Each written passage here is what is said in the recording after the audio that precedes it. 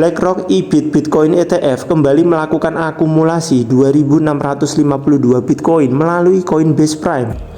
Yo guys, balik lagi bersama dengan saya Sagio Sugiarto. Di video kali ini di tanggal 12 Maret 2026 saya share lagi berita update mengenai kripto. Langsung saja kita masuk ke berita yang pertama, di mana ekosistem perbendaharaan Bitcoin semakin menguat tercermin dari kolaborasi antar pemain besar.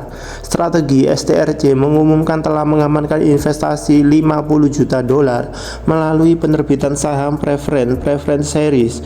Menariknya, suntikan dana ini datang dari sesama perusahaan yang juga fokus pada cadangan Bitcoin, yaitu Strive, menandai fase baru konsolidasi industri aset digital di mana perusahaan-perusahaan dengan visi yang sama mulai saling mendukung untuk memperkuat dominasi Bitcoin dalam neraca keuangan korporasi. Hal ini bukan sekedar suntikan modal biasa. Bagi strategi, dukungan dari Strive ini merupakan validasi kuat terhadap model bisnis mereka yang berfokus pada akumulasi Bitcoin. Dana segar akan digunakan untuk operasional perusahaan dan memperluas portofolio aset digital secara agresif. Aliansi dua entitas perbendaharaan Bitcoin ini memberikan sinyal positif bagi pasar institusi. Fenomena ini membuktikan bahwa strategi standar Bitcoin yang dipopulerkan oleh Michael Saylor mulai diadopsi dan didukung secara kolektif oleh jaringan perusahaan finansial modern. Dengan masuknya dana dari Strive ke saham preference strategi diperkirakan akan meningkatkan fleksibilitas finansial secara signifikan. Saham preference seringkali dipilih dalam kesepakatan tingkat tinggi karena memberikan prioritas tertentu kepada investor sekaligus memperkuat struktur permodalan emiten. Kolaborasi ini mencerminkan optimisme jangka panjang terhadap Bitcoin sebagai aset cadangan utama. Strive yang juga dikenal vokal dalam mendukung kebebasan finansial melalui Bitcoin melihat strategi sebagai mitra untuk mempercepat adopsi aset kripto di level korporasi global. Manuver ini berpotensi memicu gelombang investasi serupa antara perusahaan teknologi finansial lainnya, sekaligus mempertegas posisi Bitcoin bukan lagi sekedar aset spekulatif melainkan instrumen perbendaharaan yang solid bagi masa depan ekonomi digital.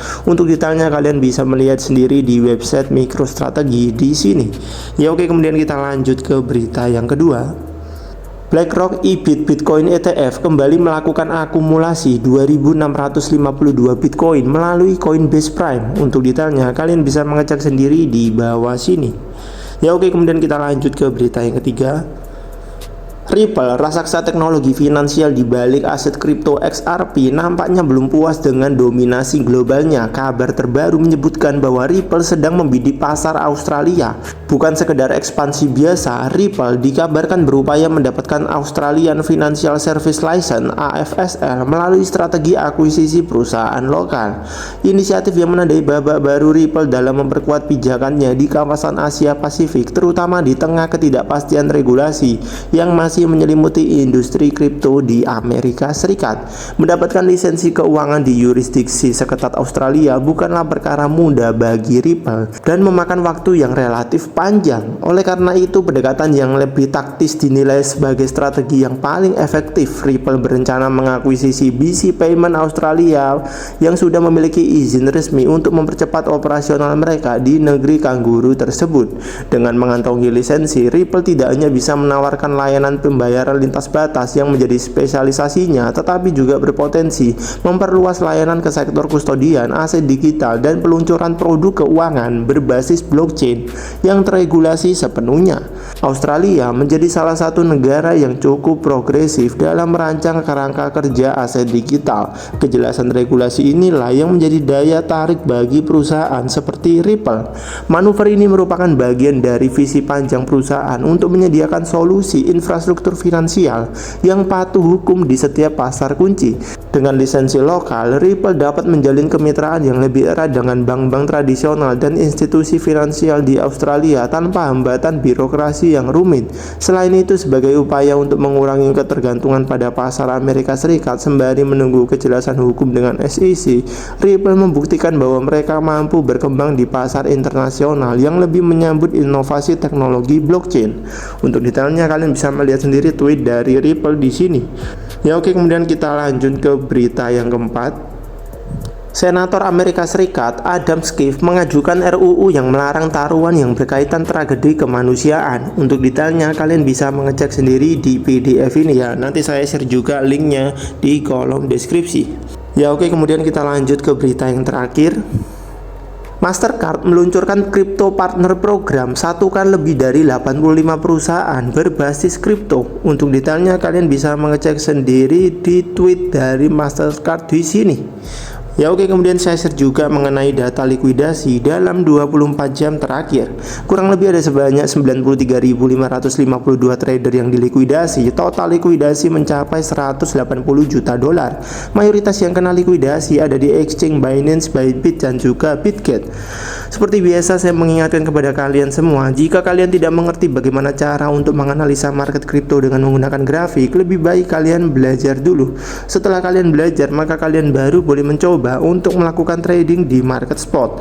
Dan kalau kalian sudah sering cuan dari market spot, maka kalian baru boleh untuk melakukan trading di market futures.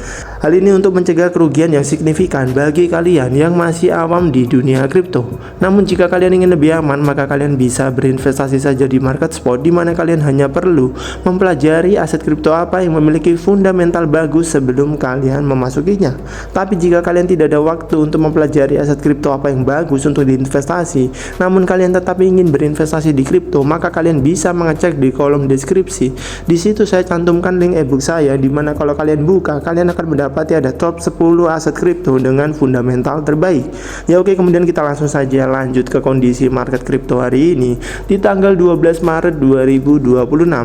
Dalam 24 jam terakhir, kalau kalian lihat di sini, Bitcoin masih terhitung mengalami sideways, yakni berada di area 1.181.000.000. Sehingga kalau kalian melihat aset kripto yang lain selain Bitcoin seperti Ethereum, BNB, XRP, Solana, Tron, Dogecoin, Hype, Cardano, dan masih banyak lagi aset kripto yang lain juga mengalami hal yang sama, yakni sideways. Ya inilah kondisi market kripto hari ini di tanggal 12 Maret 2026 dan besok di tanggal 13 Maret 2026 saya akan update lagi berita kripto dan juga kondisi market kripto. Jika video ini bermanfaat buat kalian, maka kalian bisa share video ini. Jika kalian ada pertanyaan terkait aset kripto, kalian juga bisa bertanya di kolom komentar. Saya Sagio Sugiarto pamit, see you in the next video and God bless.